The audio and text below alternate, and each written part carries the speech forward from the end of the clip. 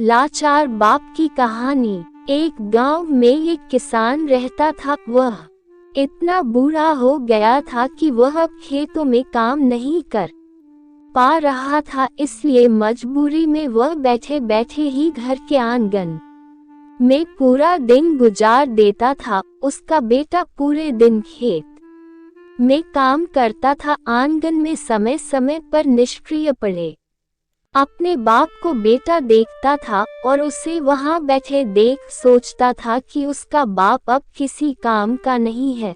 स्वयं तो वह कुछ नहीं कर सकता था, बल्कि उसका काफी काम दिनचर्या में उसे हाथ बटाना पड़ता था। एक दिन बेटा बाप के बारे में सोच रहा था कि कैसे वह अपने बाप से छुटकारा पा सकता है।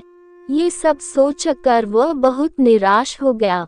अचानक उसे एक आइडिया आया। उसने एक लकड़ी का ताबूत बनाया, उसे वह घर के आंगन में ले आया और अपने पिता को उसके अंदर आने के लिए कहा। पिता बिना कुछ कहे ताबूत के अंदर आ गया।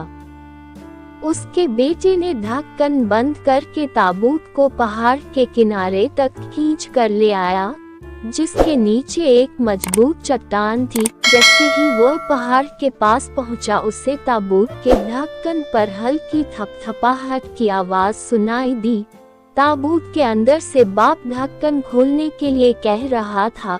बेटे ने ढक्कन खोला तो बाप अभी भी शांति से वहीं लेटे हुए था। पिता ने अपने बेटे की ओर देखा और बोला, मैं जानता हूँ कि तुम मुझे यहाँ से चट्टान पर फेंक दोगे, लेकिन जाते जाते तुम्हारे फायदे की बात बताता हूँ।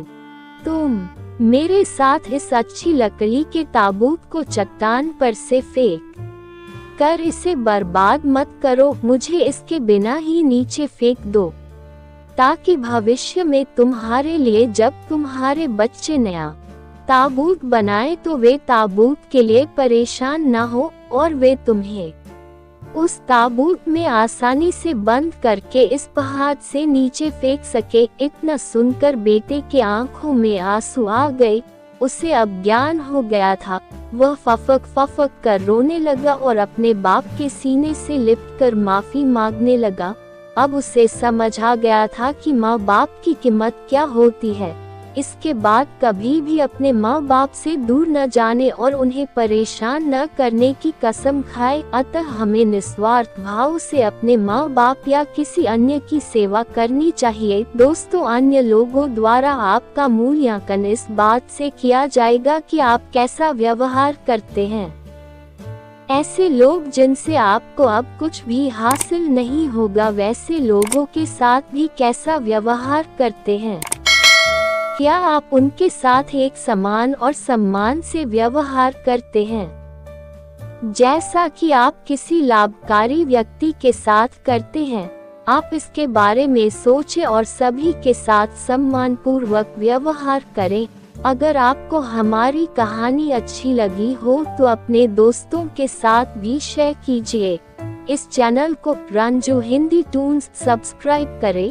कमेंट में जरूर बताएं कि यह कहानी आपको कैसी लगी और आप प्रतिदिन कैसी कहानी सुनना चाहते हैं।